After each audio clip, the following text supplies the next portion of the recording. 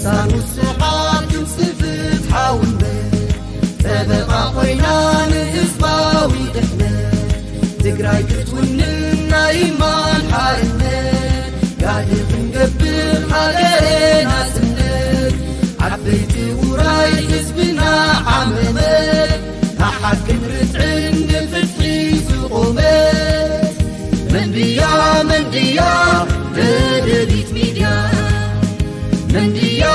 ديا ددبيت ميديا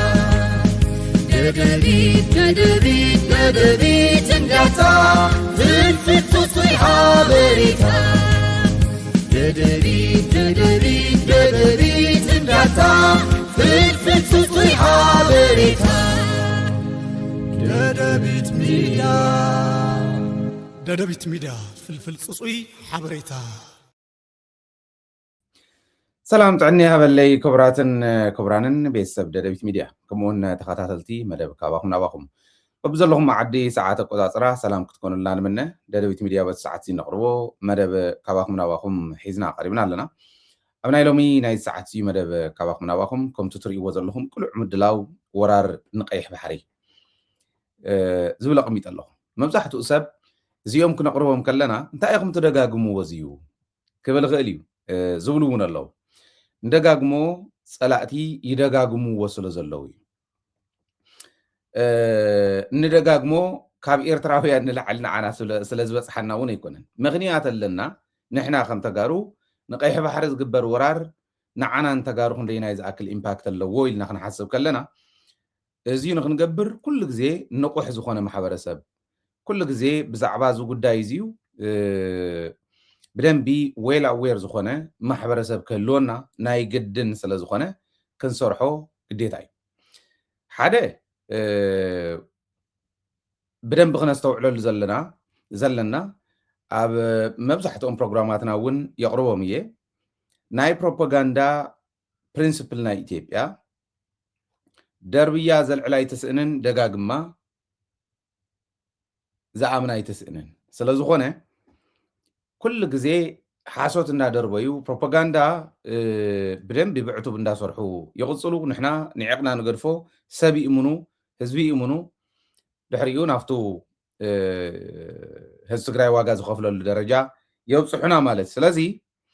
بعتو بكنسرحل انت خوينا اب كبابينا انتي يخصات الله محبرسبنا انت عينت رديت الله صلاتنا انت عينت علامه لهم زبل زيوم كلهم بدن بن حزبنا نداردانا هنا مسينا حزبكم هنا نقصل بوانا نتفتح الزل علكو قلع مدلاو نقيح بحري الى زحاسو انتي مالتي ايو كم زخبلك الله قلع مدلاو يقبر له باواج درجاون او جميم قيح بحري بمنغست درجه كم منغستي تفاتو تصلئه كمي كم زخدون ينفلطن ኤርትራውን ከመይ ከም ዝኸደተ ይንፈልጥን ስለዚ ቀይሕ ባሕሪ ኣብ ቀረባ እዋን ክነምልሶልና ዝብል መትከል ኣለዎ እዚ መትከል እዚ ፕሬዚደንት ሳህለወርቅ ዘውዴ ኣብ ዝነበረትሉ እዋን እውን የኤደን ባህረ ሰላጤ በኤደን ባህረ ሰላጤና በቀይ ባህር ጉዳይ አንደራደርም ኢላ ካብ ገልፍ ኦፍ ኤደን ናብ ቀይሕ ባህሪ ጠቅላላ በዚህን ደራደርን ኢላ አቅሚጣ ነራ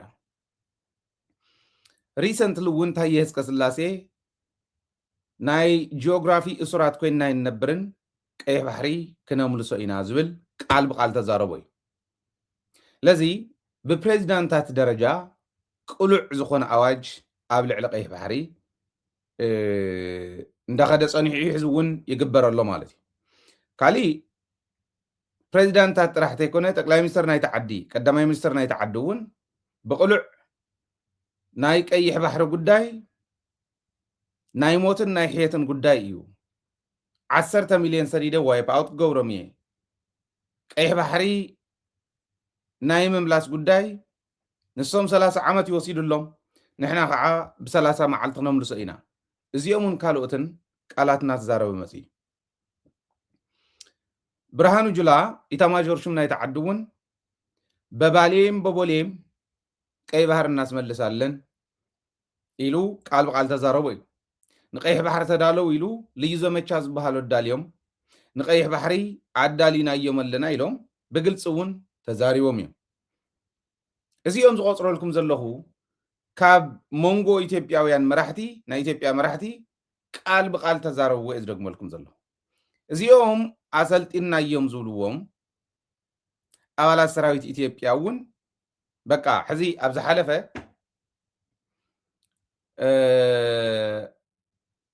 ኣብይ ኣሕመድ እውን ተረኸበሉ ናይ ልዩ ዘመቻ መበል 65 ዓመት ናይ ልዩ ዘመቻ ፍሉይ ኦፕሬሽን ኣሃዱ ዝበሃል ኣብ ኣዋሳ ዝተገበረ ትምድላው ንቀይሕ ባሕሪ ኢሎም ኣብ ኣደባባይ እዮም ተዛሪቦም ብርሃኑ ጁላ እውን ሹማ ኣብደታ ናይቱ ልዩ ዘመቻ ኣዛዝ እውን ኣብይ ኣሕመድ እውን ብግልፂ እዮም ተዛሪቦም ንሶም ጥራሕ ግን ኣይኮኑን ባዕሎም ቶም ሰልጠንቲ ቶም ተመረቕቲ ንቀይሕ ባሕሪ ኢና እንዳሉ ዘለና ኢሎም ቃል ብቃል ይዛረብዎ ነይሮም ቀይ ባህርን የማስመለስ እቅድ ነው ያለን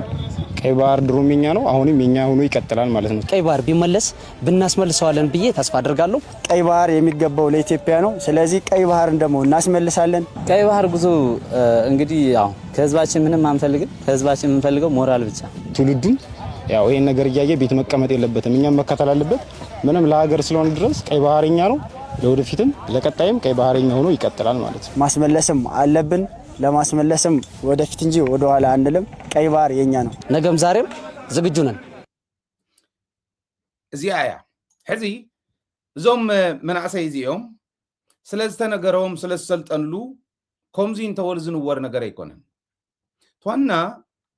ክንከታተሎ ዘለና ክንፈልጦ ክንርድኦ ዘለና ግን ንሕና ከም ደደቢት ሚድያ እውን ኣውዚ ደጋጊምና እንሰርሓሉ ትውልድ እንዳእመኑ ካብ ህፃን እስከ ዓሽማግለ ቀይሕ ባሕሪ ዝበሃልስ ናይ ኢትዮጵያ ዝብል እምነት ሃልይዎ ሒዞም እንተወፅዮም ዋላ እንተዘይወሰድዎ መስዋዕትነት የኽፍሉኻ እዚ ኢቱ ክርዳእና እንደልዩ ዋላ ኤርትራዊ ይኹን ትግራዋይ ይኹን ቀይሕ ባሕሪ ትልዩ ዘመቻ ዝበሃልስ ንኻሊእ ዝመፅእ ወራር ብጅቡቲ ይኹን ብሶማልያ ይኹን ብሱዳን ይኹን ዝመፅእ ኣይኮነን ዋላ ብኤርትራ ክመፅእ ዝኽእል ወራር ኣይኮነን ዝብለካ ዘሎ ወራር የለን ንትግራይ እውን ንኻሊእ እውን ኣይኮነን ትዋና ታርጌቶም ቀይሕ ባሕሪ ኢሎም እዮም ኣሰልጢኖሞም ቀይሕ ኮፍያ ዝለበሱ ቀይሕ ባሕሪ ዘምልሱ ቆልዑ እዮም እዚኦም ሰጊአ ከምልስዎ እዮም ኢለ ኣይኮነን ሰዋና ኣለዎ እዮም ቀይሕ ባሕሪ ፍሉጥ እዩ ስጋእ ስለ ዘለኒ ወይ እዚኣቶም ክገብርዎ ይኽእሉ እዮም ዝብል ኣይኮነን ትናተይ እቲ ፕሮፓጋንዳ ዕላምኡ እንታይ እዩ ሰይድካ ፈኸራ ጥራሕ መሲልኩም ፈካሪ ስለዝኾነ ስሱዕ ስለዝኾነ ስሱዑ ጥራሕ ይገልፀሉ ጥራሕ መሲልኩም ኣይኮነን ክልተ ነገር እዩ ዘለዎ እንተኽኢሎም ትሕዚ ዘስልጥንዎ ዘለዎ ሓይሊ ቀይሕ ባሕሪ ከምልስ ዝኽእለሉ ኩነታት እንተተመቻችው ከምልሱ ክምኩር እዮም እንተኽኢሎም ዝዕነውዎ እንዳዕነው ዘሎ ኦፖርቹኒቲ እናተጠቐሙ ክኸዱ እዮም እንተዘይክኢሎም ግን ትዕላማ ካብ ትውልድና ኢትዮጵያ ካብ ወለዶታት ኢትዮጵያ ሕልና ከይወፅእ ቀይሕ ባሕሪ እንዳበሉ ክነብሩ ድሕሪኡ ብዝኾነ ይኹን መልክዑ ንኣብነት ትግራይን ኤርትራን ዝኾነ ነገር ገጢምዎን ኣብ መንጎ ነፈላላይ ምስ ዘጋጥም ትግራዋይ ሒዞም ይኸዱ ሱዳንን ኤርትራን ዝኾነ ነገር ምስ ዘጋጥም ሱዳን ሒዞም ይኸዱ ጅቡትን ኤርትራን ዝኾነ ነገር ምስ ዘጋጥም ጅቡቲ ሒዞም ይኸዱ ቆወምቲ ጸላእቲ እዮም እዚኦም ኣብ ፖለቲካ ቀዋም ጸላእን ቀዋሚ ፈታዊ የለን ይበሃል እቲ ሕዚ ዝሰርሕዎ ዝኒአው ከምኡ ኢሉ እንተቐፂሉ ግን ከምኡ ኢሉ እውን ስለ ዝመፀ ቀዋሚ ጸላኢ ናይ ኤርትራውያን ገይሮም እዮም ትውልዲ ዘፍርይዎ ዘለዉ ማለት ዝሃንፅዎ ዘለዉ እዚአይኑ ንዓቁ ሓደ ግዜ ኤርትራውያን ይድውሉ ለእዮም እንታይ ኢኻ ነዚ እንዳይተደጋግሞ ይምፅ እንዶ ክነሪኦም ይብሉ ከምኡ ኣይኮነን ክተሪኦም ትኽእል ኢኻ ግን ደቅኻ ሰዊእኻ ኢኻ ክተሪኦም ክትስዋእ ኢኻ ተሰዊእኻ ኢኻ ክተሪኦም ተሰዊእኻ ከም ትስዕሮም ምንም ጥርጥር የብሉን ናይቲ ማለት ታሪክ ስለ ዝኾነ እንተይተሰዋእኻ ምስዓር ግን ይከኣል እዩ ኢድናተይ እንታይተሰዋእካ እንተይተሰዋእኻ ክትስዕሮም ትኽእል ኢኻ ፕሮፓጋንዳ እዮም ዝኽእሉ ብፕሮፓጋንዳ ምብላፅ ንዕኦም እያ ተመልሲ ካሊእ የብለን እዚኣ ምግባር ይከኣሉ እዙይ ትናተይ ኣዳነች ኣበቤ እውን ኣብ ኣዲስ ኣበባ ካፒታል ናይቲ ዓዲ እያ መናእሰይ ኣኪባ ትብሎ ዝነበረ ሰሚዕኩም በቀይ ባህር ጉዳይ ተዘግቶብን እኖራለን እንዴት ትብል ነይራ ኣርኢናኩም ኢና ኣብዚ ሰሙን እዚ ቀይሕ ባሕሪ ካብ ደቂ ኣንስትዮ ናብ ደቂ ተባዕትዮ ኣፈላላይ የብሉን ካብ ህፃን እስካዕ ሽማግለ ኣፈላላይ የብሉን ብሰራዊት ደረጃ እውን ከምቲ ዝረኣኹም እዩ ኣዳነች ኣበቤ ከምኡ ክትብል ከላ ኣዳነች ኣበቤ ቀይሕ ባሕሪ ንምምላስ ስለትቃለስ ኣይኮነን ወይ ኣዳነች ኣበቤ ቀይሕ ባሕሪ ንምምላስ እኹል ባጀት ስለ ዘለዋ ንኩሉ ክተስልፍ ስለትኽእል ኣይኮነን እዚ ኢና ሰውዒልና ክንሪእሉ ዘለና ሽማግለታት ናይ ቀደም ኣብዚ ናይ ኢትዮጵያ ኣርበኞች ማህበር ዝበሃል ዘለው ሽማግለታት እውን ሓደ እግሮም ናብ ጉድጓድ ዝሰደዱ ሽማግለታት ደቂ 80 ደቂ 90 ቀይ ባህር ማዝመለስ አለባችሁ እንዳለ መናእሰይ እንዳስልጠነ በሉ ተባልዑ ምስ ጎረቤትኩም ኩሉ ግዜ ናተባልዕኩም ንበሩ ድቃስ ከይህልወኩም ኢሎም ትውልዲ ድቃስ ከይህልዎ ዝገብሩ ወለዲ እውን ርኢኹም ኣፈላላይ የብሉ ነው ኢትዮጵያ ዝብለኩም ዘሎ ደግሞ በግድ መመለስ አለበት ቀልድ የለም በሀገር ልክ እንዳድዋ ወይንም ደግሞ አባይ ግድብ እንደተገደበው እንዳሸነፍ ነው እንደተገደበ መጣር አለበት ቀይ ባህር ደግሞ ምጽዋ ስንት ጀግና ያለቀበት ስንት የቆሰሉ አሁንም አሉ ሻለቆች ኮሎኔሎች የቆሰሉ ኢትዮጵያ ህዝብ አልቆበታል ያለቀበት በግድ መመለስ አለበት ቀልድ የለም በሀገር እንሄዳለን እንጂ ተጓደን መሸሽ ነውራችን ነው ኢትዮጵያ ተወልደን ይላል ስለዚህ ለሀገሩ የማይደክም የማይሞት የለም ስለዚህ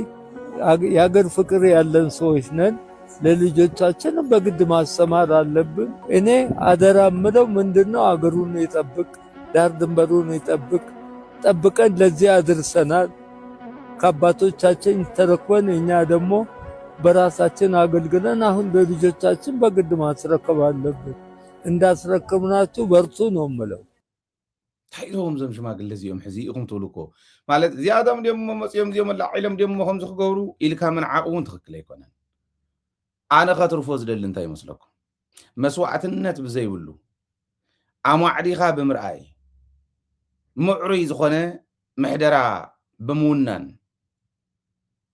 ፕሮአክቲቭ ዝኾነ መሪሕነት ክህልወካ ብምግባር ናይ ቀይሕ ባህር ሕቶ ንምትራፍን ዘይምትራፍን ኣይኮነን ጉዳይ ከም ተጋሩ ንዓና ረጊፆም ንዓና ጨፍሊቆም ክኸዱ ዝደልዩ እውን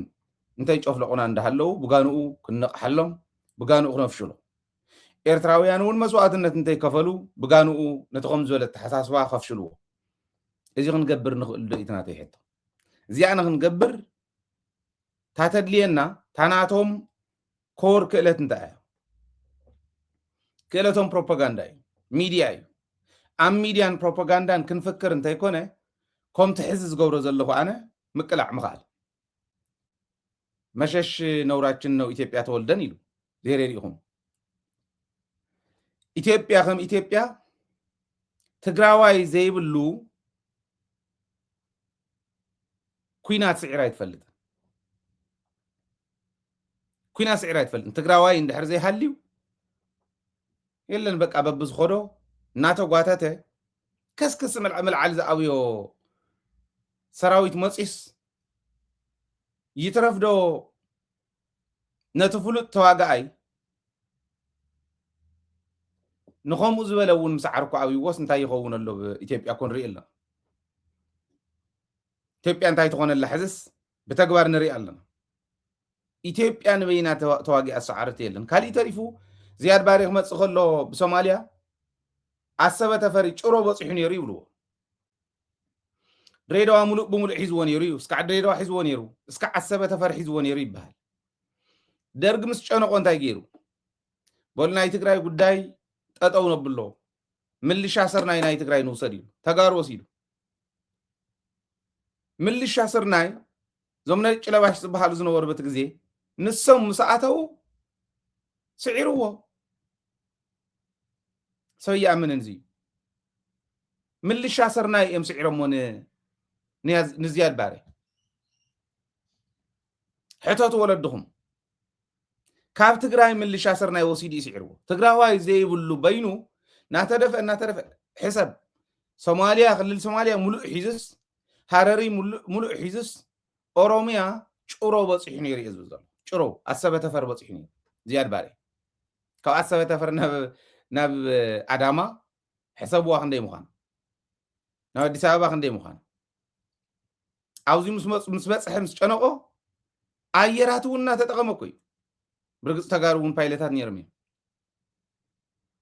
جن ملي الشاسرنا يزبها القفت أبي الوسيلو سعيروه زياد باري كالي تريفو زيون يزو لكم دلو عادو أنت تبهاله تغاريو قدمي يزنورو وعال ساحات إتكزعم زعخا أقدفوه كالوتونا ينورو تغاريو ملي سمو عسرت شوعات عمت هاتس يوهانس كواغ أخلو تغارو تقال استحيزمي عسر شوعات عمت مسبع عداوي أن تواغيهم بعد زينخا عدي زم حلالفو هاتس يوهانس يوم تغاريو تغارو مسبتنه تجارب كلتا مخفال مسجمرة مرب ملاش نتجارب كلتا سنتيو بيهر سوات تجراي تقلال لعلن تحتن سمين دوبن أب كلتا سنتيو إرتران تجراي إنه الحزون زواج أنا زلقن تنقل نايت سلاتي وركت نايت سلاتي زي يوم نفلتو منا جين نفلتكم من دينا الكاس قيب بهال حست بحر زول وزلو مالت جنيون ندينا هنكون زلنا حق ندينا نزارب زلنا بحري إرتراسي إثيوبيا مس إرترا خت فلالا خلا إرترا خت جنسل كلا خاب إثيوبيا بحري إرترا إثيوبيا نصا ودب ناي نصا ودب كلوا ودب بنصا ختقم إنير تعلامات راح يكون تقييمات اللونية سكعت خوينات إثيوبيا ودب إرترا تقييمها بنصا بوليس يوم سينير حزون كم يجيب لنا نيرو قدام يتصفالت كم سمعهم نصا ختقم الله ختقم الله إثيوبيا يبل نخلطون بنصا إذا تقم برغت ناي إرترا برينسيبل نتاع نيرو إيكونوميكلي تربحتهم كونينا ودب شيطنا ودب كارينا كابن نرخبو أتاوي ريسورس نايتن عدتات نسن حابيرنا تخافيلنا إنهم صوتوتيز بزح زبل بوليسيز نورم يزمسلني قالت بنصا تتقوم يقولوا خمس نور مرتعو قربلكم ودب بنصا نتقم كم زنبرنا سكعيتي إرترا ጦርነቱ ውን مرتعو قربلكم نمنتايمكم إجيروم زبل جن مردا وصالي تمرتعو رأيامو دحر نمنتاي دايمو إرتراوينكم إجيروم ودبكاريوم نعم جوبتي لعل غلطة $1 بليون بعمل توصل كاب إثيوبيا لعل غلطة $1 بليون مالت فرقي فرق تريليون يخو بقرشي مالتي فرق تريليون دارقال على حمشتم إيدي بليون بر مالتي ازيني إرترا أو دوقيا حاسيا أغولن فرقاني عمتاو باجي تخالي وناي مدليتن تاغوينهم كم جيروم تناجوبت ولا $1 بليون يلوم تزهون $1 بليون نناي إرترا هزبن ني إرترا نمولو إرترا أغول باجتيو كاب أغولون العلي $1 بليون مالت 300 بليون قرش مالتي 300 بليون قرشي حد عينت كرنس غيركا ولا نقفان قرشنون معرق غيركا خوم زول ون حتى يبومي نسخم مصينا صنحنا نمنتايمكم غيرم نيرمنا زبل تزبع صوم ناي كوينات إثيوبيا وانا مغنيات زنبر انتا زبل كنمصينا حزي كندو معرق غيركا 300 بليون قرش باجت عمتاو باجت انتهالي وإرترا زي مالت دارقا حمش تعصف ناي تقراي مالتي حمش تعصفي ناي تقراي باجت مالتي ትግራይ በታ ዘለዎ ኣባጀት ምንታይ ከም ዝወፅሕ ትሪኢኹም ኢኹም ኤርትራ እውን ምልማዕ ይከኣል ነይሩ 2 ቢልዮን ካብ ክሉ ክትብሎ ጅቡቲ ብ1 ቢልዮን ብፍርቂ ሸይጦም ኣካርዮም ምውሳድ ምብላዕ ኣይመተኻእለን ድዩ ሓደ ንስ እዩ ግን ከምኡ እንተዝገብሩሎም እውን ዝገድፍዎም ኣይኮኑን ምክንያቱ ሕዚ እኮ ዝሓቱ ዘለው ናይ ዋንነት እምበር ናይ ተጠቃምነት ኣይኮነን ቅናሽ ግበሩልና ፍርቂ ግበሩልና ዋላ 50% ክራይ ሃውና ንሕና እውን ይቅንሰልና ንስኹም እንትጥቀሙ ኢልካብኩም ምኻድ ምተኻእለን እዮም እዚ ይገብርዎን እቲ ፖሊሲ ናይ ኤርትራ ግን እዚ ነይሩ ዓሰብ ወደብ ንህዝቢ ኢትዮጵያን ንቁጠባ ኢትዮጵያን ኣገልግሎት ክፉት ክኸውን ምውሳን ኣብ ዝተፈላለዩ ናይ ቁጠባ ሜዳታት ብሓባር ክንሰርሕን ክንተሓጋገዝን ኣድላይ ምዃኑ ብምርዳእ ነዚ ድሕሪ መሪር ቃልሲ ከቢድ መስዋዕቲ ዝተረኽበ ናይ ክልቲኡ ህዝብታት ዓወታት ብዝተፈላለየ መንገድታት ንምዕንቃፉ ብውሽጢ ንምድኻሙ ብደገው እንተተደልየ ንምውቅዑ ዝብገሱ ሓይልታት ክህልው ስለ ዝኽእሉ ንናይ ክልቲኣቶም ህዝብታት መኽሰባት ምዕቃብ ናይ ፀጥታ ውዕላት ምግባር ኣድላይነት ከም ዘለዎ ርዱእ ስለ ዝኾነ ብዘይካዚኣቶም ነቲ ቅድሚ ሕጂ ዝፀንሐ መሪር ናይ ፅልኢ ታሪክ ንምፍዋስን ንምልስላስን እውን ናይ ሓባር ስራሕ ስለ ዝሓትት ብወገንና ቅድሚ ሕጂ ክነቕርቦም ፀናሕና ኣብ ውሽጢ እዚ ናብዚ ኮንፈረንስ ዝቐረበ ወረቐት ተዘርዚሮም ስለ ዘለው ኣብዚ ኣቐዲመ ወይ ደጋጊመ ክረጋግፆ ዝደሊ መንፈስና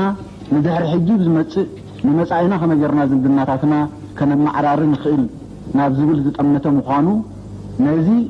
ኣብ መንጎ ክልቲኡ መንግስታት ይኹን ህዝብታት ዝህሉ ምትሕግጋዝን ምርዳእን ንምሕያል ብወገንና እቲ ዝድለ ፀዓት ንገብር ቁርባት ምዃንና እናረጋገፅኩ ካብዚ ንላዕሊ ብወገነ ይኹን ብወገን ልኡኽ ናይ ህዝባዊ ግንባር ክቐርብ ዝሕተት መብርሂታት ተሎ ወይ እውን ኣብቲ ቀሪቡ ዘሎ ወረቐት ብቐጥታ ንዓና ዝምልከቱ ርእስታት ኣብ ዝህልውሉ መብርሂታት ክንህብ ቁርባት ምዃንና እናገለፅኩ ብዘረባ ይሕፅር ኣነ ምሕየ ኣለኹ ናይ ትርጉም ሽግር ከጋጥሞ ክእል ኸውን ግን ክንተሓጋገዘሉ ኢና ምናልባት ኣብ መንጎ ዝዝልትኾን Assab was a free port. Massawa was a free port to Ethiopia. This was declared early in 1991. We believe these ports should be free not only for Ethiopia, for everybody else who wants to use them. That's our policy.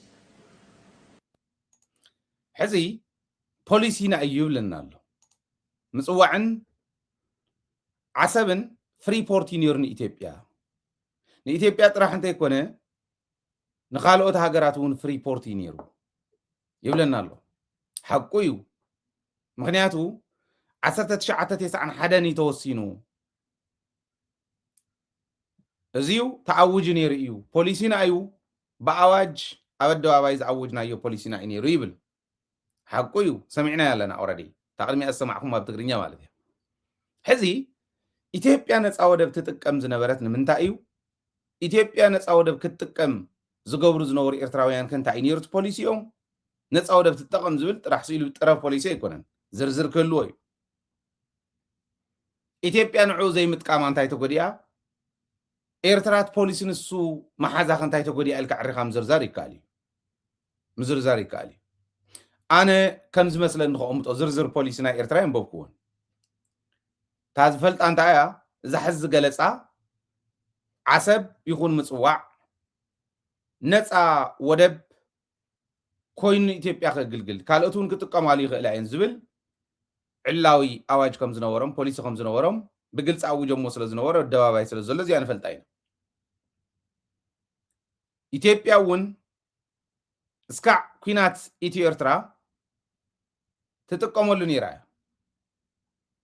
እዚ እውን ንፈልጦ ኢና ንምንታይ ዳ እሞ ዘይቀፀለት ኢትዮጵያ ነፃ ወደብ እንድሕር ኮይኑ ዋንነት ኢሎም ኣይተሓተተን ውፍቱ ኣብ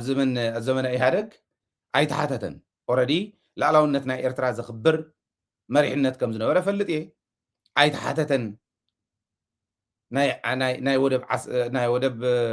ዓሰብ ይኹን ምፅዋዕ ዋንነት ኣይተሓተተን ሸው ንምንታይ እሞ ዘይቀፀለት ዳ ሕዚ ናብቲ ዘበኣሶም ኢና ክንመፅእ ኣብዚ ብዕሊ ከም መንግስቲ ዝገለፅዎ የለን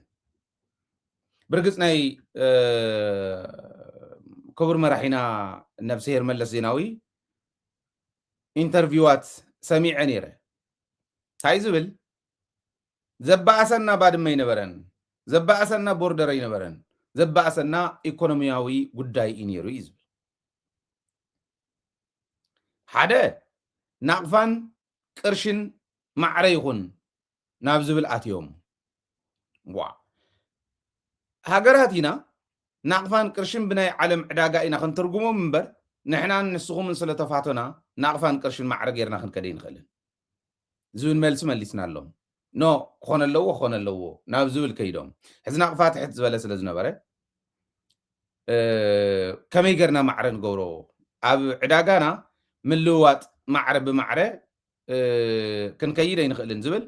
ዓብዪ ሕቶ ነይርዎ ኢትዮጵያ ዝመሊሳ ካልኣይ ኢኮኖሚያዊ ምንቅስቃሳትና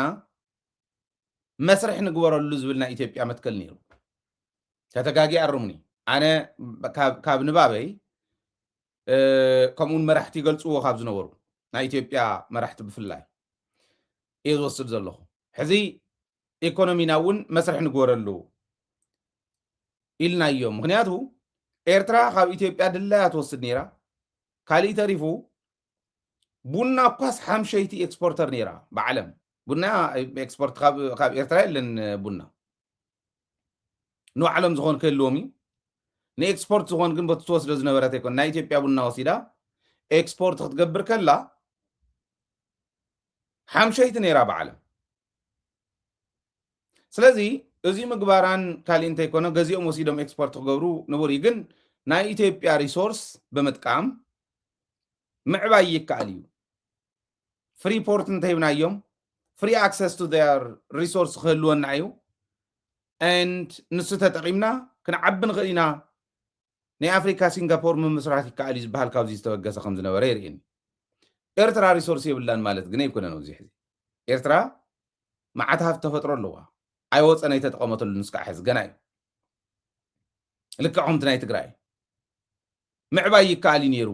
ንሱ ድዩ ዘዋፅእ ነይሩት ፖሊሲ ንሱስ ወይስ ናይ ባዕሎም ሪሶርስ ተጠቂሞም ሃፍቶም ስለ ዝኾነት ባሕሪ እውን ኣካርዮም እንተዝኸዱ ነይሩ ዝብል ናብቲ ሕዚ ኣቲና ዝኔና ይምእተወና ነይሩ ዝንቡዕ ፖሊሲ እዩ ዝብል እምነት ኣለና ዋይል እዚ ዘይከኣምንሉ ይኽእሉ እዮም እዚኡ ኣነ ሕዚ ፐርስፔክቲቭ ናይ ባዕለ እዩ ዘቕምጥ ዘለኹ ተሓቂ ግን ንሱ እውን ስለ ዝኾነ እዚ ተኸቲላ ኤርትራ ክትከድ ከላ እምበኣር ኢኮኖሚያዊ መስርሕ እንድሕር ዘይንገብረሉ ክንሕዘ ኢና ክንሕዝ ኢና ኢሎም ኢትዮጵያ መሓዝ ምስ ጀመረት ስቂሉ ፍሪ ኣክሰስ ንናይ ኢትዮጵያ ሪሶርስ ዝነበረ እውን መሓዝ ምስ ጀመረት ኤርትራ እውን እቲ ማለት ናይ ቅርሺ ጉዳይ እውን ማዕረስ ኢልና ክንጥቀመ ይንኽእል ብናይ ዓለም ዕዳጋ ኢና ክንገብሮ ምስ ተባሃለ ኤርትራ ካብ ኢትዮጵያ ክረኽቦ እየ ኢላ ሓሲባቶ ዝነበረት ሪሶርስ ክትረክበ ይከኣለትን እዚ ሕዚ ናይ ፖለቲካዊ ፓርትታት ጉዳይ እዩ ናይ ህዝቢ ጉዳይ ከም ዘይኮነ ትርእይዎ እቲ ናይ ሕዚ ፅምዶ ከመይ ደኣ እሞ ናብቲ ሕዚ ዝኸደ ዝኒሄ ከይዱ ዝብል እዚዩ ጀኒውሊ በቲ ዝነበሮ ልክዕ እንተተረዲእና ጥራሕ ኢና ንቅድሚት ክንሰንድር ንኽእል ሕዚ እውን ዝንቡዕ እንተ ነይሩ ንኣብነት ናይ ኤርትራ ብዓፋር ገፅ ዝኒሄ ፖታሽ ናይ ኤርትራ ናይ ወርቅን ናይ ካልኦት መዓድን ሃፍቲ ባሕሪ እውን ሒዝካ ናይ ዓሳ ምህርቲ ናይ ካልኦት ተፈጥሮዊ ሃፍቲ ናይ ቱሪዝም መስሕብ ደሴታት ኤርትራ ልሚዕኻ ወደባት ልሚዕኻ ክንደይ ነገር ክርከበሉ ዝከኣል እንዳሃለወ ንምንታይ ከምኡ ኮይኑ ንኣብነት ኤርትራ ማይ ካብ ክትፀምእ ዲሳሊናይዜሽን ፕላንት ምባለ ይከኣል እንዲ ዲሳሊናይዜሽን እኮ ዓለም ትጥቀመሉ ዘላ ሳይንስ እዩ ኦልሬዲ ብዙሓት ሃገራት ናይ ማይ ሽግረን ፈቲሐን እየን ግድባት ትግድበላ ቼክ ዳምስ ኣለው ኣናእሽትን ስሞል ስኬል ዝበሃሉ ዳማት ብዙሓት ኣለው ኤርትራ which is good ጽቡቕ እዩ ንሱ እውን ምክንያቱ ዳም ብዙሕ ፐርፐዝ ዘለዎ ማይ ጥራሕ ኣይኮነን ኣብ ገፀ ምድሪ ትጥቀመሉ ማይ ጥራሕ ኣይኮነን ዳም እንተሃልዩ ክረምቲ ሒዝካ ቆውዒ ናይ ከርሰ ምድሪ ማይ እንዳወረደ ብዝኸደሉ ቁፅሪ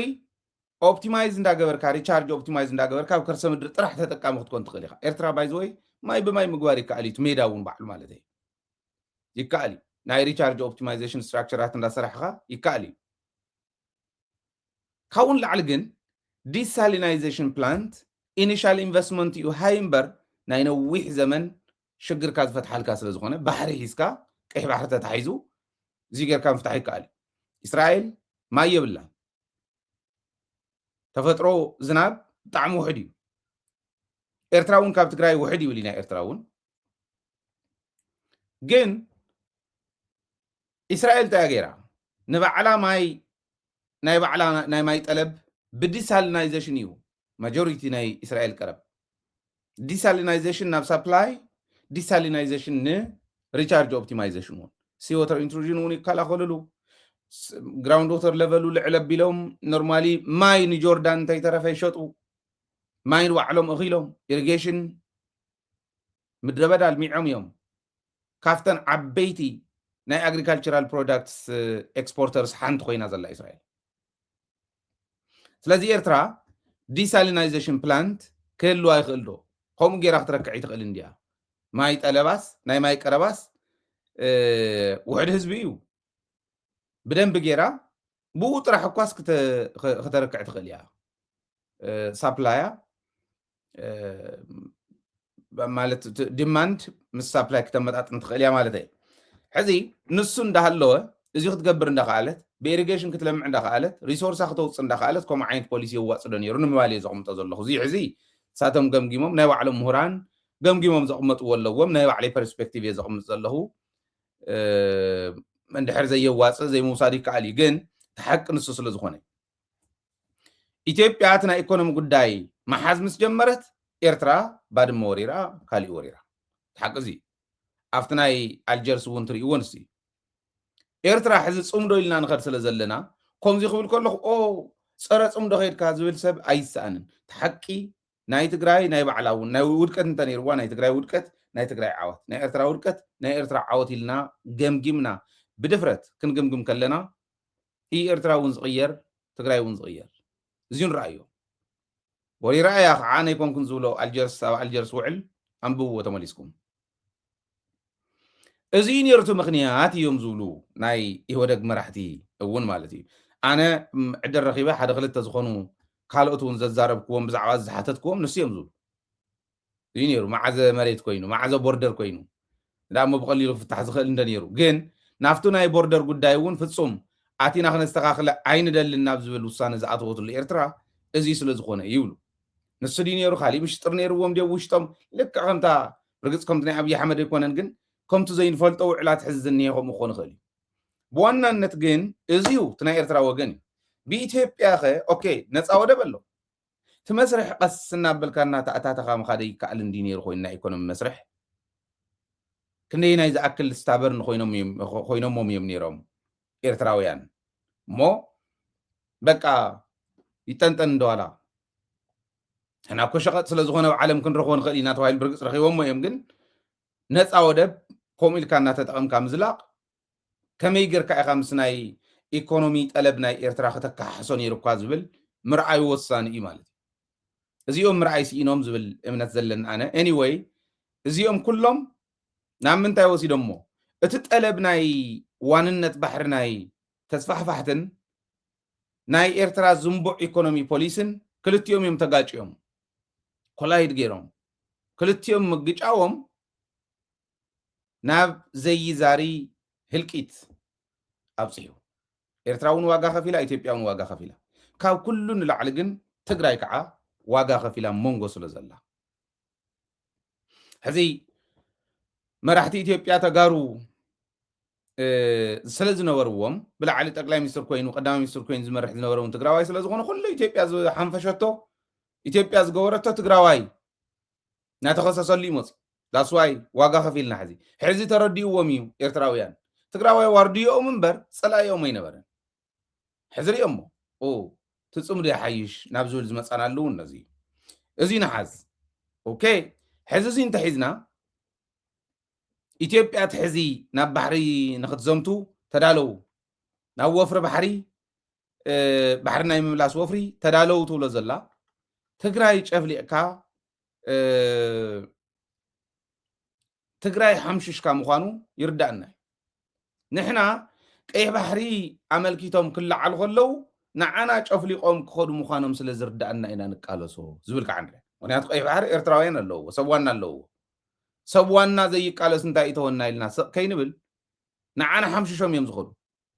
ዋሞ ንዓና ረጊፅኩም ክትከዶ ይትኽእሉን ክንብል ከለና ከዓ ናይ ኤርትራ ዘራይ ኮይኖም ኤርትራ ከድሕኑ ባንዳታት ኮይኖም ይብሉኻ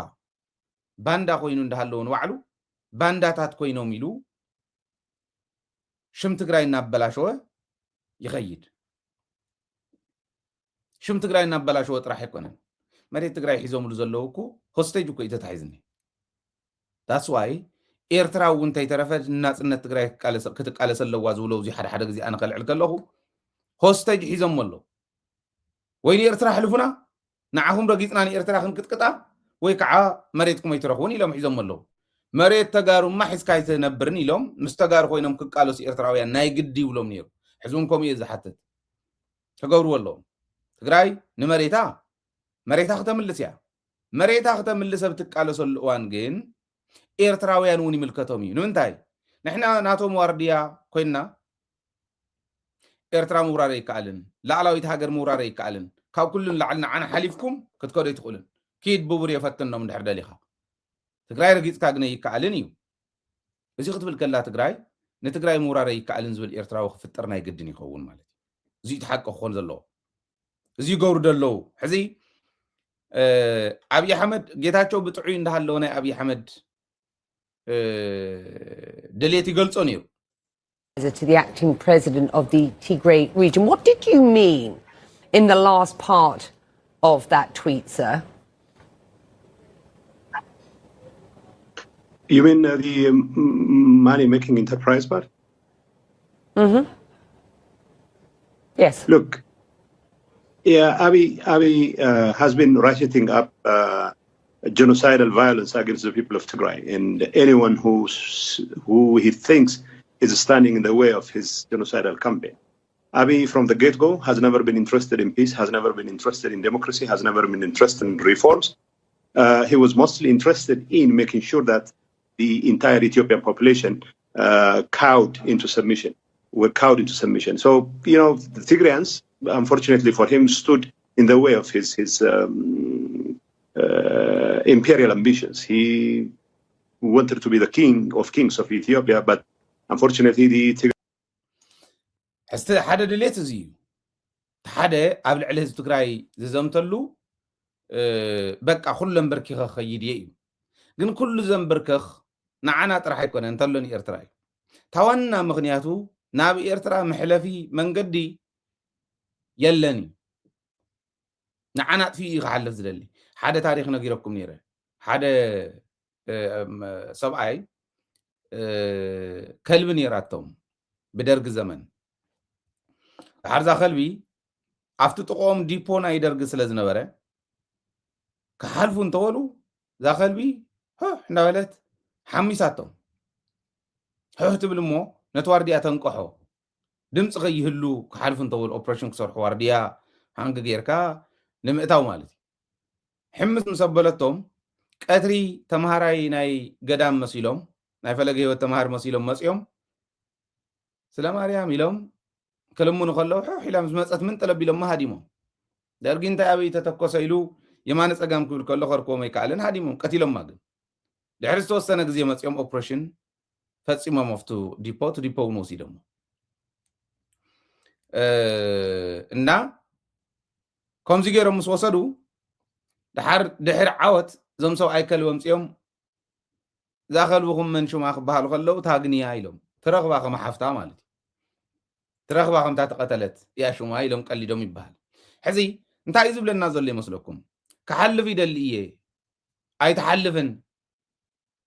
ሓደ ላዕላዊ ሃገር ኣይትደፍርን ካልኣይ ዓውደ ኩናት ክትገብረና ኣይንደልን ንሳቶም እውን ክትኩስ እዮም ኣይንደልን ትግራይ ረጊፅካ ኣይተሓልፍን ብካሊእ ኢኻ ክትከድ ትኽእል ኢኻ منبعد معراب تግራይ ይወኩምን ቦዚን ከጻውቶም ስለ ዝኾንኩ በቡሬን በምዕራብ ትግራይ ነጻዊተ በሰማያት ከዓ ተፈለየ አጽዋር ተጠቂመ ዘመናውነት ተጠቂመ ስለ ዝወገኦም ምዕራብ ይህብን ይብለሎ ኣይኮነን ተወልናዮም ሞትረኹዋ ከምተን ቅድሚ ሕዚ ተወሰዳ መሬትኩም ይውሰድ ይልናሎ ትረኽቡዋ ከም በዓል መተማ ዮሐንስ ከም በዓል ብርሃ ጅራ ከም በዓል ዓደርቃይ ከም በዓል ራስ ደጀና ከም በዓል ቆቦ ይውሰድ ይዝብለና ዘሎ ናይ ኤርትራ መንግስት ሕዚ ክብል ዘለዎ ንሕና ታሪዝና ፍልጥ እንዲያ ተሕዝወልኩዋ እንዲያ ናይ ኤርትራ መንግስት እምባር ናይ ትግራይ መሬት ሒዝካ ተርፈ ይትኽእል ኪዱ ተጋሩ ምልሱ ብድሕሪኹም ዝወግኣኩም የለን ጥራሕ እንታይ ኮነስ ኣድላዩ ዝኾነሉ ኣቲና ክንሕግዘኩም ኢና ላዕላውነትኩም ኣኽብሩ እዚ ዝብል መንግስቲ ምስ ዝህሉ ላዕላውነት ዝሕሎ ዝብል እምነት ኣለን እዚ ይፈልጥዎ እዮም ዝሰምውን ትፅምዶ እዚ ዓይነት ስራሕ ክሰርሕ ንቅድሚት ዝብል እምነት ኣለን ከም ዝሰርሕ ይጠራጠርን ሕዚ ተረዲእዎም ኣሎ ንሶም ጀኒውን ዝኾነ ርክብ ክንገብር ሕዚ እቲ ፕላትፎርም ኣሎ እቲ መሬት ብደንቢ ተዳልዩሎ ዝብል እምነት ኣለን ቶሎ መሬት ትግራይ ምምላስ ናይ ኩልና ስራሕ ኮይኑ ክኸይድ ክኽእል ኣሎ እንታይ ክበሃል ዘሎ ተረኽብዋ ከምተን ቅድሚ ሕዚ ዝነበራ መሬት ክመሲደ የን ኣለኹ ብፌደራል ክመሓደራ ገይረ ኣለኹ እንዲህ ዝብለና ዘሎ ከምኡ ዝብለና ዘሎ ሰላሕ እንዳበለና ኡ ዝመፅእ ዘሎ ትረፍደት ሕዚ ክወስዶ እየ ትብሎ ዘለካ እቲ ቀደም ዝወሰድካዮ እውን ክነምልሶ ኢና እምበኣር ኢልካ ተረዳዲእካ ምምላስ ይከኣል እዩ ምስ ኣምሓራ እውን ካሊእ ፅልእ እንተይፈጠረ ምምላስ ይከኣል እዩ ስለዚ ብዋናነት እዚ እዩ እዚኣ ንምግባር ግን ዳሕዚ ዝብላ ዘለኹ ንምግባር ከም በዓል ሳሞራ ምስ ኣብይ ኣሕመድ ተፀጊዕካ ፀረ ህዝቢ ትግራይ ብምስላፍ ኣይኮነን ተጋሩ ኢና መጀመርያ ክንስለፍ ዘለና ኤርትራ ተሰለፉ ኣይኮነን ዝብል ዘለኹ ናህና ጉዳይ ከምታ ንድግፎም ከምታ ኣብ ጎኖም ጠጠው እንብለሎም ጠጠው ክብሉ ኣለዎም እየ ዝብል ዘለኹ እምበር ናይ ባዕልና እዩ ተጋሩ እዮም ዘምልትዎ ክምለስ ከሎ ግን ከም ሳሞራ ኣቐዲምካ ዓድኻ ከዲዕኻ ኣይኮነን ፀረ ዓድኻ ተሰሊፍካ ኣይኮነን ከም ጻድቃን ኣብ ልዕሊ ዓድኻ ኩናት ክኸፍት እየ ሓፂር ኩናት ኢትዮጵያ ዘይተኸስረሉ ኩናት ክገብር እየ እንዳበልካ ኣይኮነን ከም በዓል ዮሃንስ ገብረ መስቀል ኣይ ሞራል ሃሊብካ ሰብ ከላዓል ዝኽእል ዘረባ ተዛሪብካ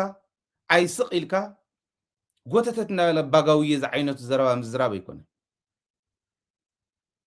እዚኦም ኣይኮኑ ከም በዓል ጉዕሽ ገብረ ኣብ መበል 11 ሰዓት መሬትና ክነምልስ ምስ ቀረብና ከዲዕካ ምኻድ ኣይኮነን ከም በዓል ኮሎኔል ወደባተ ኮሎኔል ንጉስ ወለጋ ከም በዓል ከበደ ፍቃዶ ኣይኮነን ከም በዓልታ ሰበይት መን እያ ትበሃል ነገሩ እሳቶም እኳ ናይ ገንዘብ እምበር ዛውዚ ኮይና እውን ትገብሮ ነገር ኣይነበራን ብዙሕ ኣይነበራን እዮም ዝብልዋ ከም በዓል ንሰን ከም በዓል ወዲ እንጥሩ ከም በዓል ወዲ ሸብር ከዲዕካ ኣይኮነን ዝኸድዐን ተኸድዐ እቶም መትከሎም ዘለው እኹላት እዮም ንሕና መትከላውነትና ትግራዋይነትና ብመትከላውነትና እዩ ክግለጽ ብመትከላውነትና እዩ ዝኽበር እሱ ኢሉ ዝኸይድ ሓይሊ ምኽባር ንሱ ኢሉ ዝኸይድ ሓይሊ ምቅዋም ናይ ትግራዋይ ተግባር ይኾን ዘለዎ ሕዚ ከምኣቶም እንተይኮነስ ከምዚኦም ኮንካ እዩ ተጋዳላይና ኣነ ንሕና እናሃለና ተጋሩ ይንበርስን ንሕና እናሃለና ምድሪ ትግራይ ኣይቆራረስን ንማንም ወረበላ ንሕና እናሃለና ክፍቀድ ዘይኸውን ንሕና እናሃለና ራያ ንወሎ ክኸድ ንሕና እናሃለና ወልቃይት ፀገዴ ፀለምቲ ንጎንደር ክኸድ ንጎንደር ዝውስንዎ ዘለው መሬት ተብኡ ዘሎ ህዝቢ እኮ ክበርስ እዩ እቲ መሬት ክወስዱ ንራያ ዝበሃል ዘሎ ንወሎ ዝበሃል ዘሎ ራያ ዘሎ ህዝቢ እኮ ክበርስ እዩ ኢምፖሲብል ኣይኸውን እዚ ስለዚ ህዝብና ዓድና ባዕልና እዚ እዩ ትግራዋይነት ማለት እዚ እዚኣ ክንቅፅለላ ኢና ዕሪና ኣይ ዶንት ኖ መዓዘ ክነቋርፃ ከም ንኽእል እዚኣ ከምዚ ዝበለ ትግራዋይ ኢቱ ትግራዋይ ከምቶም ዝኸድዑና ከምቶም መፍታ ፀበባ ገዲፎምማ ዝኸዱ ነቲ ዓዲ ንትግራይ ዝቕልደላ ኣይኮነን ትግራዋይ መለክዕ ትግራዋይነት እዚ ሚዛን ትግራዋይነት እዚ ሚዛን ትግራዋይነት ናይቶም ክንድድላዮም ዋላ ዝተዋፀዩ ጎረፍቲ ሕሉፍ ሕዚ ኣብ ፀበባ እዋን ከዲዖምና ናይ ዝኸዱ ሰባት ሚዛን ኣይኮንናን ንትግራዋይነት ንጥቀመሉ እቲ ሚዛን ንሱ እዚ እዩ ዘምልሶ ትግራዋይነት ሚዛኑ እዚ ክኾን ከሎ እዩ ትግራዋይነት ዝኽበር እመኑ ይትእመኑ ቅልፅምካ እዩ ዘንብረካ እስራኤል ራእይዋ ክንዲ ጢጦ ትኾን ዓዲ እያ ክንዲ ፍርቂ ትግራይ እያ ትኾን ብስፍሓት መሬት እውን ብበዝሒ ህዝቢ እውን ዓለም ነቕነቕ ደቢላታ እስራኤል ዝወነነቶ ዘይትውንነሉ ምክንያት የለን أحسير وان كنا رجاجسون نخلي مخنيات سعرا مهزبي زلنا جقنا سراويتي زلنا جقنا هزبي زلنا جقانو مولاد زي سلشوا مهاتسان تقراي ببقزيون سندا ولا دخيل مقبار سيستم مزرقاح سرعات مزرقاحي بوانا النت مالت سلازي ميزان نازي يخوني انتهي رئي أبي حمد نعنا زواج ولنا انتهلكم كم صار كان زوله أبرقان نبزرقان زخيد كوين أتولي على حزب تقراي أحسير أوان كفيتنا بوحد واقانا إثيوبيا كنا رقاق صوينا زول سبس لزلو كم بعلى سفاب رها زوله عافون داموت موت عاف شخارهم سيلو حزب تقراي انداشيت أجزا أستراليا السرح كنزب سكع استوهاوه محساو زي سلشوه سلزلو كم بعد قعش قبر زوله مودة أتاب عصرت حارس ساعات تتاليلو مقع قيدهم زارو وزلو كميس ولا ودكت كم زولا ودكت سلزلنا بانداتات سلزلو فمتصلح بانداتات وون حز حوس وون بانداتات وون سلزلو جغننت زميزان انت خوين تقراواينت جن أبي حمل كواج ولنا يغلى باجوري هم يخو كألاي قلف مكنيات دما مصراي حداس إثيوبيا زتاساسر ايو اتطرف هايلي مصايتي إثيوبيا أبكونة متفنانن مترطارن كتنبر يسارحو كم زول عنجال كم زول ناي دونك اورو زربا سميع يفلت ኢትዮጵያ ህዝብ ያተተፋኒ ናስ አፍት ጊዜ ይሄ ወደግ ለዩነታችን ውበታችን ነው እንዳወልና ከነخبر ኮለና አፈላላይና መልክዕና እዩ ንከባበር ናይቲ ፍለጥ ናትካ ፍለጥ ተረዳዲ ኢኻ ሁሉ በብናቱ ክኸብር ሞተሐዊስ ከዓ ጽብቕቲ ኢትዮጵያ ጉራማይለ ኮይና መልክዕቲ ዝኾነት ኢትዮጵያ ክትፍጠር ዝገበረ እዩ ወደግ ዲስ ሕዚ ኦሮሞን አምሓራን ትግራይን አምሓራን ትግራይን ዓፋርን አምሓራን ዓፋርን ሶማልያ እንዳጣቆሰ ዘሎ ዓዲ እንዳጣቆሰ ዘሎ መራሒ እዩ እቶም ምትፍናን ዘንብራ ዘሎ ንምንታይ ኢኹም ዝበለ ሓሶት ዝዛረብ መስለኩም ዝኣምኖ ስለ ዘሎ ይኮነ ዘጋዋሓሉ ስለ ዘሎ እዩ ከም ባንዳታት ባዕሎም ደራዩ ኢትዮጵያ በቃ ተስፋ አላት በዓል ጌታቸው ፖስት ዝገብርዎ ትዊት ዝገብርዎ ኢትዮጵያ ተስፋ አላት አሁን አየን እንደዚህ ያልመሰለንም ነበር አዲስ አበባ ይዋት ዝኾነ ዕንበባ ገለ ጌርካ ተኺልካ አዲስ አበባ ራይዋ ቁልቁል እንዳኸደት ተዓዲ ጌታቸው ዝኣክል አኽቢርና ልዓል ዘብፃሕና የሰብኣይ ከምኡ ኢሉ ንቁልቁለት እንዳንከራረወ ኸይድ ከሎ ከም ጥንብልብሉ እምኒ እዚኦም ስለ ዘለው ይዛረብ ታይትዎ ሰብ ነባር ኣይኮነን ክሓልፍ እዩ እስካዕ ዘሎ እንዳሓሰቦ ንጉስ ናይ ኢትዮጵያ እንዳተባሃለ ክነብር ሕዙን ክምረፅ እዩ ኣይዘረባ ኣለዎ ኦረዲተም ክምረፁ ዝኽእሉ ክወዳደር ዝኽእሉ ኮጥፊዎም እዩ ኩሎም ኣብ ኩለን ከባብታት ዘለዋ ዝነበራ ተስፋ ዝነበረአን ፓርቲታት ተጥፊዎን እዩ ደጋፊ ባንዳ ዝበሃል ንዕኡ እንዳንጨብጨበ ዝነብር በዓል ስልጣን ስለ ዘፍረየ እዩ እዚ ኢና ክንርዳእ ዘለና ስለዚ መፍትሒኡ እንታይ እዩ ናብ መፍትሒኡ ቅድሚ ምኻድ ሓደ ሰባት ዝዛረብዎ ኣሎ ሓደ ግዜ ትክክል እዮም የብል እዩ ምክንያቱ ንኣብነት እቲ ናይ ኤርትራ ጉዳይ ክልዓል ከሎ ኤርትራስ ከምዚ ጌራትና ኤርትራ በዲላትና ኢልና ንሓስቦ ንሕናን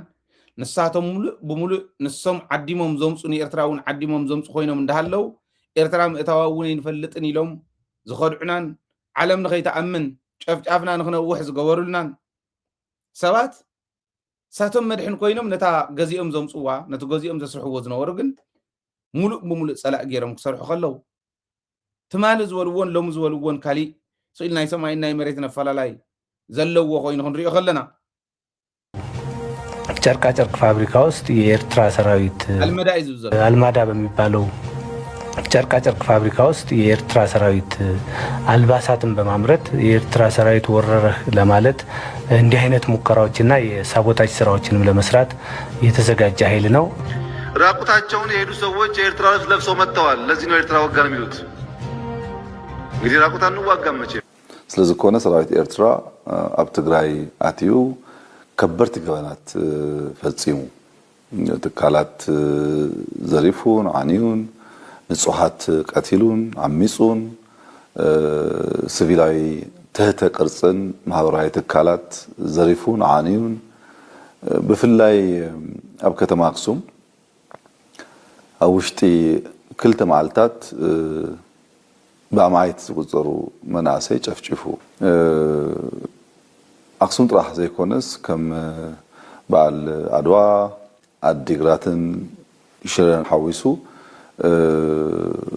ኣባይቲ ኣፍሪሱ ኢንዱስትሪታት ዓንዩ ማሽነሪታት ዘሚቱ እንታይ ትብሎም እዚኦም ሕዚ ኤርትራ ኣተውን ይብሉ ነይሮም ቅድም ኢሎም ኣልመዳ ጨርቃ ጨርቅ ፋብሪካ ኣየፍረሶን ኣፍሪሱልና ይብሉ ኣለዉ እዕኒልና ይብሉ ኣለዉ ሓስዮም ይብሉና ነይሮም ኣቲ ዝበሃል ዘሎ ናህና ሰብ እዩ ክዳን ተኸዲኑ ኣቲ ቦትንየ ይብሉና ነይሮም ጥርሑ ስለ ዝወሰደ ድዎስ ክዳን ተኸዲኑ ኣቲ ናህና ይብሉና ነይሮም ሕዚ እንታይ ተረኽበ እንታይ ተረኽበ ክንዲ ዝኣክል ካብ ሰማይን መሬትን ዓይነት ኣፈላላይ ክትልወጥ ዝገበረካ እንታይ ተረኽበ እዚኡ ንዓና እንተጋሩ ዘይተረዳእና ንኩልና ኣይኮነን ተረዳእና ንሰርሓሉ ኣለና ኣይተረዳእናን ዝበሉ ግን ነቲ ከም ዝበለ ሓሳዊ መትሓዝ ዘይብሉ መጨበጢ ዘይብሉ ንዕኡ ከግልግሉ ኣዲስ ኣበባ ምኻዶም እዚ ዘይተረድኡ ሰባት እዮም ምናልባሽ እውን ተረዲኦም ሞ ከብዶም ዘመዶም ስለ ዝኾኑ ብከብዶም ጥራሕ ስለ ዝሓስቡ ህዝቢ ትግራይ ንከብዶም ሸይጦም ሞ እዚ ኢና ንርኢ ዘለና ኣዲስ ኣበባ ከይዶም ነቲ ሰብ እዚ ተገዛእቲ ኮይኖም ክርኢ ከሎ ክለ መንእሰይ ትግራይ ቀዲሙ ዝተረድኦ መንእሰይ ትግራይ ተናዲዱ ሓደ ግዜ ሕላፍ ቃላት እውን ዝዛረቡ ኣለዉ ኣይተሓዘሎም ንሶም ሓቆም እዮም የናድድ እዩ ናይ ኣብዪ ኣሕመድ ሓሶትስ ተማሃሊ ካሊእ ይብለና ነይሩ ኣፍቱ ንቃፀለሉ ዝነበርና ወለድና ደቅና ካብ ህፃን እስካዕ ሽማግለ ትግራዋይ መሬትና እውን ሓመድና እውን እንተይተረፈ ዋጋ እናኸፈለሎ ዝነበረ እዋን ካሊእ ይብለና ነይሩ ተሓንቶ ይሰምዕዎ ዝነበሩ ተገቲሮም በቃ ክራባት ጌርካ እናተመፀን ዘይንስና መሲልና ንሕና መከራና ይብልዑና ነይሩ ሕዚ ከዓ በዛ ሓደ ገፅ ከዓ ፀሊእናዮም ስለ ዘለናስ ንዕፃልኡና ኢሎም ዓዲሞም ዝወስድዎም ተጋሩ ከዓ ሞይሶም ክኸድዎም ከለዉ ክንርኢ ከለና ቶም ናፍቲን ዝብሉ ላንጋ ዝኾነ ሰብ ዝንቡዕ ስቂሉ ዘይረብሕ ተሓሳስባ ዘለዎ ባንዳ ኩሉ ግዜ ክሽየጥ ንቡር እዩ ገዛእ ባንዳ ኢኻ ተድርቕ ባንዳ ከተድርቕ እንትኾንካ ገዛእ ባንዳ ኢኻ ተድርቕ ባንዳ ኣሎ እዩ ኩሉ ግዜ መለስ ከም ዝበሎ ዘርጊ ኩሉ ግዜ ኣሎ ዘርጊ ናብ ስልጣን ከይወፅእ ትጥንቀቕ ከም በዓል ጌታቸው ዝበለ ከም በዓል ፃድቃን ዝበለ ከይወፅእ ትጥንቀቕ ኣዊና ጥንቃቐ ዘይነበረና ሓሚቕና ህወሓት ሕመቕ ኣለዋ እንተኢልና ነዚኦም ምውፃእ እዩ ዘርጊ ናብ ስልጣን ከመይ ጌርካ ተውፅእ ዘርጊ ግን ኩሉ ግዜ ይኸሉ እዩ ቶም ዘርግታት ንኸይህሉ ዘርጊ ዘፍሪ ሲስተም ዘርጊ ዘፍሪ ዘርጊ ዝገዝእ ባንዳ ዝገዝእ ተድርቕ ነዚ ክሓስቡ ከለዉ እንታይ ይብሉ ከም ሰብ እውን ክብሪ ዘየድልዮ ንቡራም ሰብ እዩ ብኢድ ትግርኛ እውን ክጠፍእ ዘለዎ ሰብ ኢለ ዛምናነ ፈጣሪ እውን ቅድመና ዘይብሉ ብኢድና ክጠፍእ ዝግብኦ መራሒ ሰብ እዚ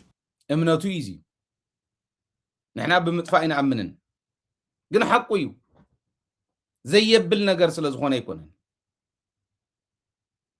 ሪኢኹም እኮ ኣፍታ ሞትና ኣፍታ ሓዘንና ኣብ ናይ ሓዘን ዳስና ከወሮ ዝወቅዕ ዝነበረ ሰብ እዩ ሕዚ ርእስና ቅኒዕና ነቲ ዝነበረ ኣፈላላይ ምስ ኤርትራ ኣሊና ክንከድ ከለና ከዓ ኤርትራ ኣይበሊዑኩም ኢሉ ከውሪ ይመፅእ ኣሎ ዓብዪ ኤክስ ኣቕሚጥካ ፈጣሪ እውን ከይቕድመና ምባል ናይ ጅግና እዩ ተተሓሳስባ በዓል ናይ ጅግና እዩ ብኢድና ማለት እዩ ተጋሩ ክሓስብሎም እስራኤላውያን ክንደይ ጅግነት ፈፂሞም እዮም ኣብ ርእሲ ጆኖሳይድ ፈፀሙሎም እዚ ሰነፍ መራሕዚ እዚ ኣረመነ መራሕዚ እዚ ድሑር መራሕዚ ብኢድ ትግርኛ ይክጠፍ ዘሎ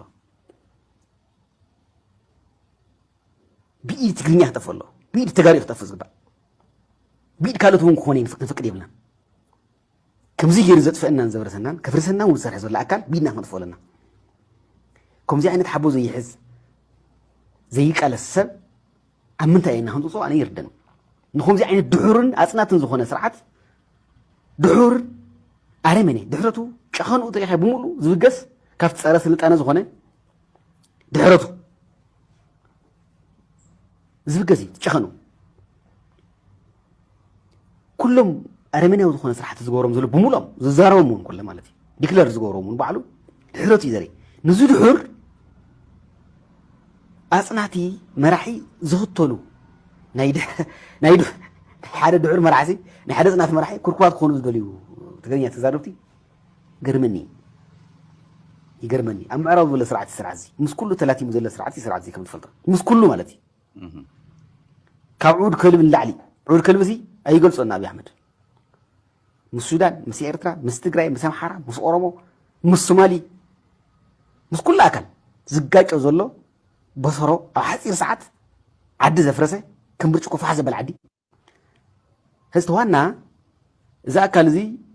كل عقمي تكمله هذا كم حيال جري برتند ونس قبر كم عقم تهزلوا ونستفلي عقمي ولا كل عقم تهكون تقيمكم إيرترا عقمي ناي محل عقمي ناي كيبي عقم بمول تقيمه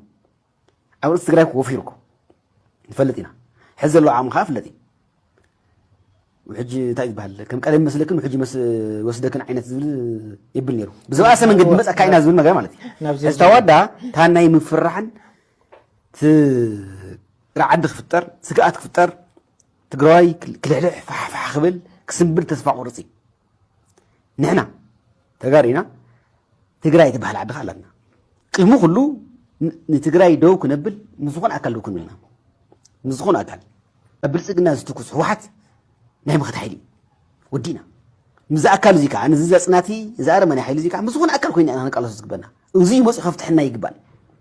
مربتنا وكسلنا خبتلنا ون ايقبال تقليل خباتنا ناي مص خمزه لكن تفلت غداي زي غداي ناب تግራይ ጥራሕ ይኮነስ ናብ ኤርትራ ውን ዘግንዐ ናይ ጽንተት ሓደጋ እዩ ብልጽግና ናብ ተጋሩ ውን ናይ ኤርትራ ውን ማለት እዩ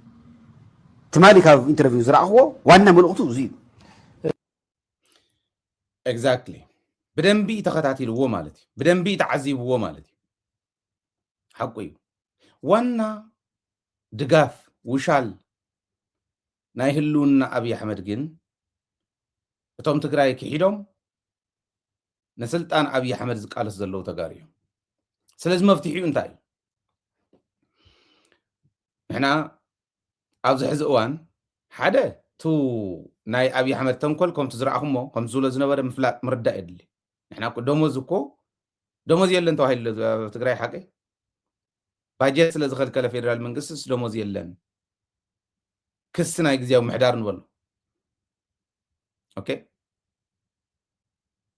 طرعنا يجزيو محداري ناب حزبي يترع زل دموز يلن سلازنا مخته نخيل دموز زي اللي سئل كاز العالم كان مصنح يلن حزب مريتنا نملستلو ناو نوغي ناي مخته حيلي يتجزيو محدار ناي مخته حيلي يحوحات ناي مخته حيلي سراويتنا ناي مخته حيلي نا كلنا زبل كله مريتو خملس الله لا لونته خبر كل الله اتا انكو مدحانيت ناي تحز تخرز لنا ابي احمد شرحي حدنت مفتار بحدنت بحور قلصم مريت كا مملاس تمزاولت كا مملاس لا لونت تግራይ مسخبركا مسل عرسو وسان حزب تግራይ بملؤنت مخبار سكعتا يحشكا هاجردو مس ኢትዮጵያ إلكاس كعمحتات يخيل مالت بملؤنت مخبار مالت زي حزي كلمة دناغري حسوتو نمصيوم ريهم من بعل جتاچو ني ابي احمد انترفيو فشلاخ يلو كله كم تزغلص عينت كغلص كله سغات فطرلو انتايلو كوينات كدال حوحاتس نبرت منغس زخونا منن هوتيل اف ام 104 نتور بعته ناي مقله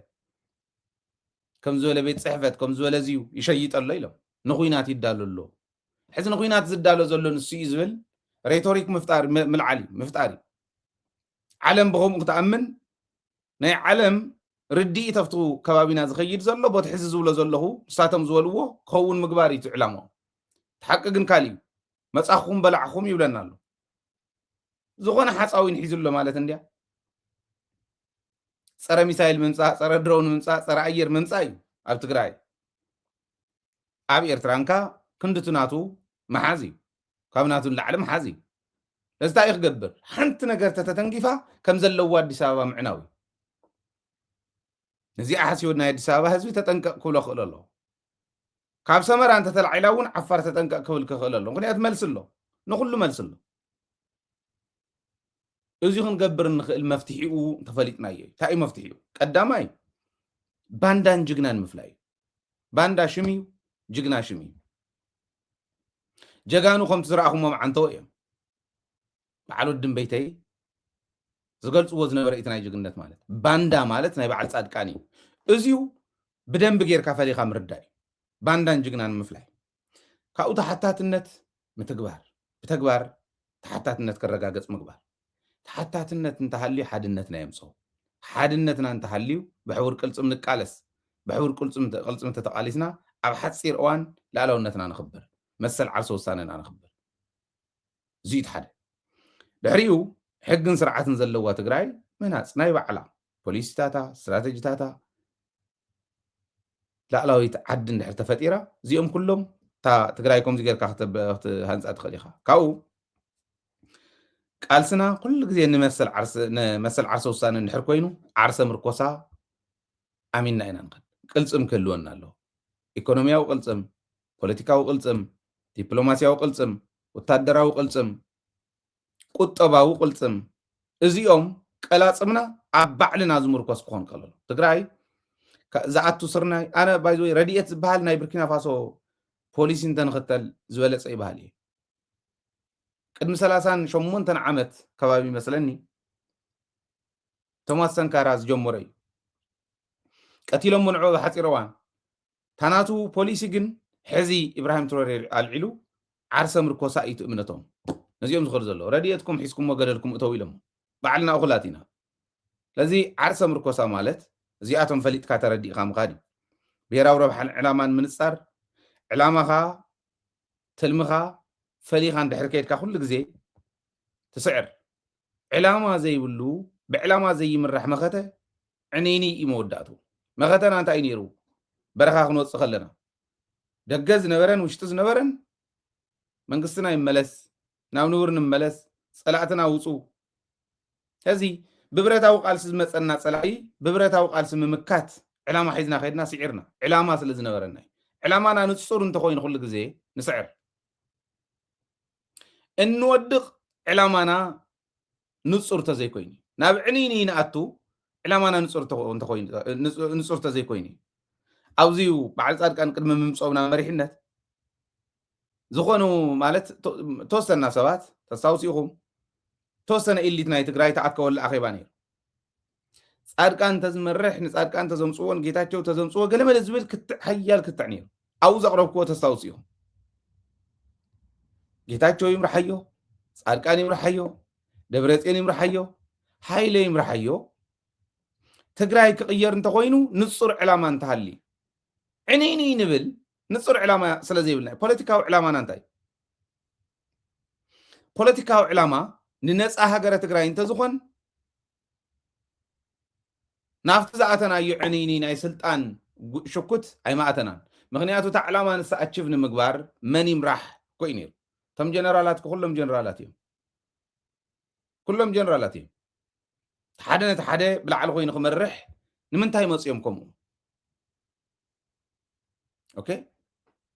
ازياتهم كنسوع لهم لنا نمنتا ايو اكلنا وزبوتازي اكلنا وزبوتازي تواهيل مصيو تمخته نابنت دبلوماسي خمرحو ጌታቸው ዝመርሖ ናይ ዲፕሎማሲ ፒላር ነይሩ ጻድቃን ውን ዘለዎ ታዘባላሽወትና እዚ አንዲያ አርባዕተ ፒላር ነይሩዎ መከተና ፖለቲካዊ ዲፕሎማሲያዊ ኢኮኖሚያዊ ወታደራዊ ዲፕሎማሲያዊ ጌታቸው ይመርሖ ነይሩ ቲም ነይሮሞ በዓል ጻድቃን ዝነበርዎ እዩ ቁጠባዊ ናይ ኢኮኖሚ ናይ ሎጂስቲክስ ፈትለት መርሖ ነይራ ቲም ነይሮማ ወታደራዊ ታደሰ ይመርሖ ነይሩ ቲም ነይሮሞ ከም ትሪእዎም ዝነበርኩም አርባዕተ ግንባር ዝመርሖ ፖለቲካዊ ዓለም ይመርሖ ነይሩ ቲም ነይሮሞ ከክላስተር ዝመርሑ ንምንታይ ተዓዊቱ ንምንታይ ዓለም ተመሪጹ ንምንታይ ጌታቸው ንምንታይ ካሊ ምክንያት ነይሩዎ ንምንታይ ነታ ዓላማ አቺቭ ክንገብራ እንተኮይና እከለዚ አንተ ዝመርሐይ ሓይሽ ተዋሂሉ ስለዝመጽ ሽኩተይ ነበረን ሽዑ አይነበረን በዓል ጻድቃን ይገወርን አይኮነን كل جزء فتن عليه جن تعلم عن الصرت سلز غنت أي أكل أنت زحيش أنت زخون يحيش تواهيلي مزي من تايدا أمس موصو مساعته بوليتيكانا بوليتيكا علامات تزهلونا نيرو أكل أنت زمرحو يحيش يلم زي يمسو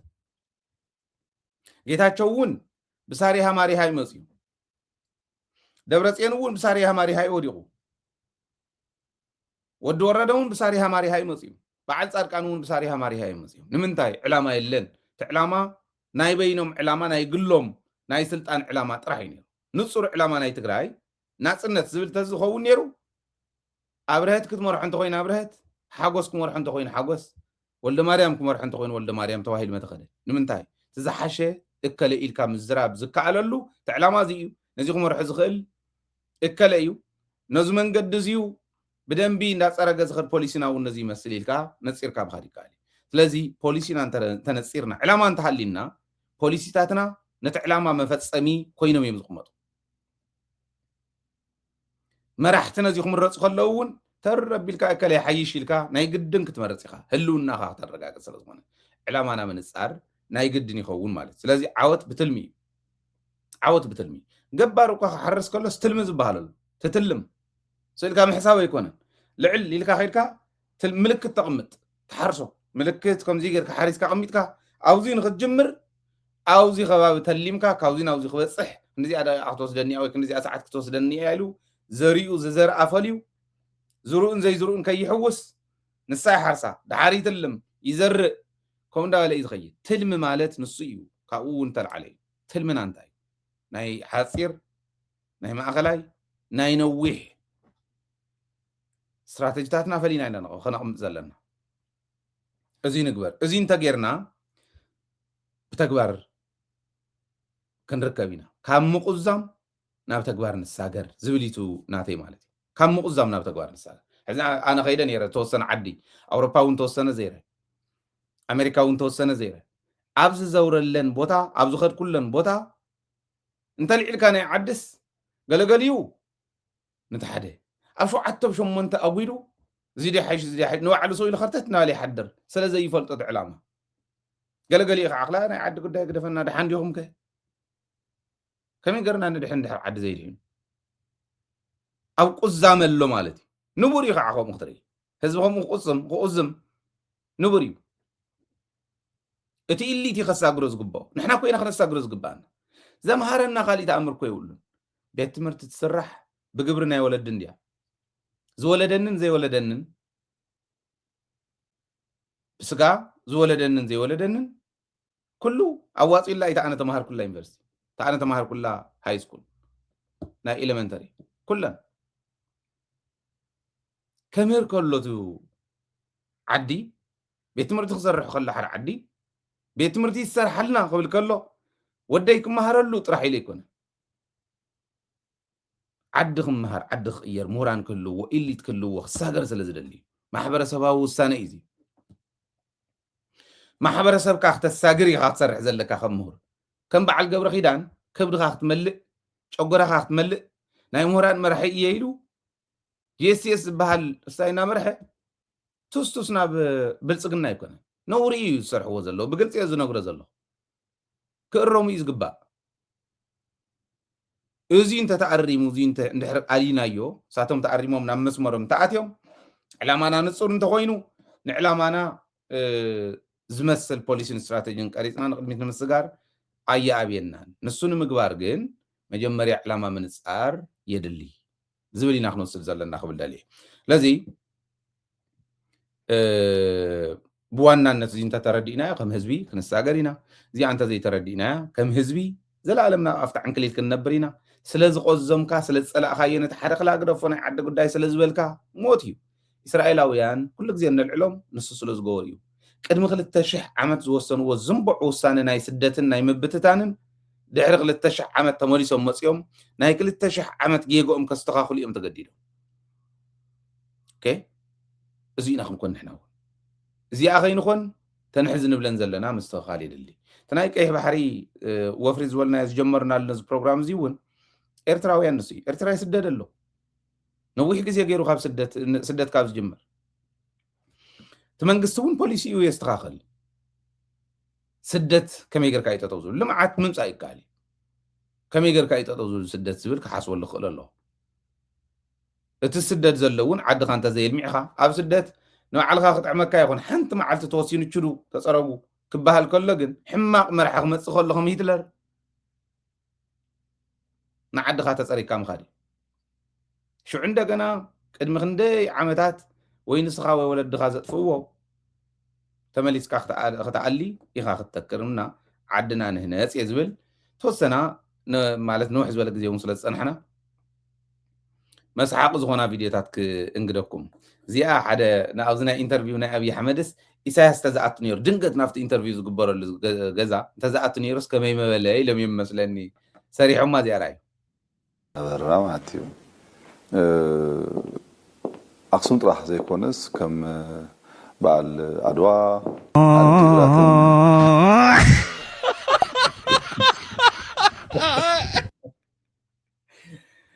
إساس تزعت نير نافت جزا نافت انترفيوز قبر الزنيرس أبي حمد كمين مبلغ كمين مهدمة كمين مقوية مالت حاسوت يحسوا سلازنبرة تحققت فلت يامو كمين مهدمة مثلا ترجمة بدنبي زسحق يو ززنانيو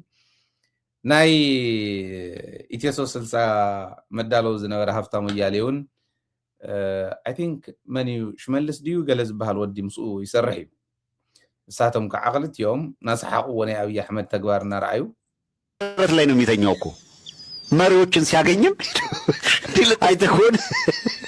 ከአብዛኛው መሪዎች ጋር ያየው ፎቶ ከአብዛኛው መሪዎች ጋር ከማክሮን የፈረንሳዩ ፕሬዝዳንት ጋር ደረቱ ላይ ተኝቶ ነበረ ማን ነው ደቡብ ሱዳን ሳልቫኪር እንደዛ ነበረ አሁን በቀደም እንደለመደው ኤርዶጋን የቱርኩ ፕሬዝዳንት ጋር ሊተኛ ሲመጣ በሩቅ ያዘው የመሬት ቅጣብተን ይመጣው ሲተካ ሁለት ቦታ ወጣረገ ደግሞ የመሬትና ቱርክ ባላንጣው ነው አላይ የመሬት ይነጥት ልጅሉ ብሎ ጠብቶ መጥቶ እንደገና ቱርክ ሊተኛ አለ አይ ቱርኮች አይ አይሆን በእኛ ባላይ ፈክ ኢሳያስ ኤርትራም እንደምታውቀው ነው ሄዶ ኢሳያስ ጋር ስንት ጊዜ ተለጥፎ ለሱ ቀለበት ካላረኩ ሁሉ እሪ ግብግብ በሶቪየት እና እስቲ የኬንያው ሩቶ ግን ከፎት ነበር መሰለኝና ቀለበት ላርግልህ ሲል እኮ ብዙ ጊዜ ታግሏል በጣም እና ባይዘው ቀለበቷ የእውነት ቀለበቷ የቤንዛይድ የኤምሬቱ ልዑል የሱ ዘመድ አይነት ነገር የወርቅ ቤት ከዛ በጣም እጅግ ውድ እንደተባለው እንግዲህ እንደተባለው ከ$500,000 የፈሰሰበት በጣም የተለየ ወርቅ ነው ለፕሬዝዳንት ኢሳያስ እጅ ላይ ያደረገው አብይ እና የመሬት የቀለበቱን ላዋታለች ምን እንደሆነ ፍላጎታቸው ግራ ነው የሚገባ የመሬቶቹ የሄዱበት መንገድ የእውነት በጣም የሚገርም ነውና እንግዲህ ኢሳያስን ብልጥ ነው ሁኔታዎቹን አይታየት አድርጎ ወይ ወደ ቀይ ባህር ወረወራት ዲያችን ቀለበት አብይ አሰብ ካሊልኩ የሚያችን ቀለበት ሊፈልግ ነው እንዴ ብርሃኑም ውሃ ስታገኙ ተዘጋጁ ዳይቭ ነው የምትገቡት ብሏል ውሃ ስታገኙ ተዘጋጁ كقولوا دخلوا خصحوا خلوا زدالوا anyway حقهم يوم بتحرقت نعبي بتاع حز جلس ومتن مجلسي كم عون صلا زخانه نان إشتغلن في الشيخ قبلكم إلى مودعها بزمن زازمين أنا لومينا يستعزيو مدبنا دبيتنا تخطاتلكم دبيتنا فالتكم دبيتنا حجزكم كون كللو صانحتكم كل جزء دبيت حريقهم دبيت مريسكم مسانا سلت تصنحوكم زول مدبات بلبينا مسجنا ميدياهم كعبي ميدياهم كجود جن مدقف فاينانشالي مدقف بحساب مدقف مدلواتنا وكله وصحو مفلات ناتكم صراحة خون كللو كللي فبزل لهم وسلام يكون لكم سلام عاوت المسجدنا هزبنا اخوان ناي كل جزية من اثنان صراحة ناني